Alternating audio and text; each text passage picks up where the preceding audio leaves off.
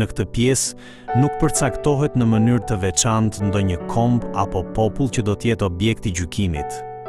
Prandaj, mund ta kuptojmë se kjo është një profeci që u drejtohet të gjithë njerëzve të gjitha kohrave. Isaia profetizon se në ditët e fundit Perëndia do ta gjykojë gjithë tokën dhe se ai do t'i gjykojë të gjithë njerëzit në mënyrë të drejtë, pa marrë parasysh pozitën shoqërore apo përkatësinë racore. Përpara Perëndisë, pozita, pushteti dhe pasuria e njeriut nuk kanë asnjë rëndësi. Përpara Perëndisë qëndron vetëm njeriu i zhveshur nga çdo privilegj njerëzor. Profeti përshkrua në mënyrë konkrete se, si pasojë e gjykimit të Perëndisë, e gjithë toka do të shkretohet. Por pyetja e rëndësishme është, pse vjen ky gjykim? Isaia e shpjegon arsyeën përmes 3 veprimeve. Së pari, njerëzit kanë shkelur ligjin. Meqense profecia e gjykimit në këtë pjesë nuk i drejtohet një kombi apo popullit të caktuar, është e vështirë të mendohet se fjala ligj këtu i referohet vetëm ligjit të Mojsiut.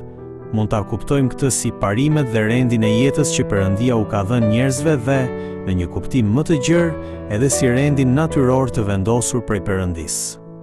Prandaj, martesa mes personave të njëjtit seks shkel këtë rend të caktuar nga Perëndia. Së dyti, thuhet se njerëzit kanë shkelur statutet. Kjo mund të lidhet me standardin moral që Perëndia u ka dhënë në mënyrë universale të gjithë njerëzve, domethënë me ndërgjegjen. Isaia po e akuzon njerëzimin e rënë se po kryen veprime që e shpërfillin dhe e shkelin ndërgjegjen. Së treti, thuhet se njerëzimi ka shkelur beslidhjen e përjetshme. Në Bibël, shprehja besëlidhja e përjetshme përdoret në disa raste dhe lidhet me gjykimin për mëkate të tilla si vrasja, me të qenët pjesë e popullit të Perëndisë, me njohjen e Perëndisë si krijues, me adhurimin e tij në shenjtëri, si edhe me vdekjen shlyese të Jezu Krishtit. Në fund të fundit, besëlidhja e përjetshme mund të kuptohet si vullneti i Perëndisë dhe jeta e jetuar në përputhje me atë vullnet.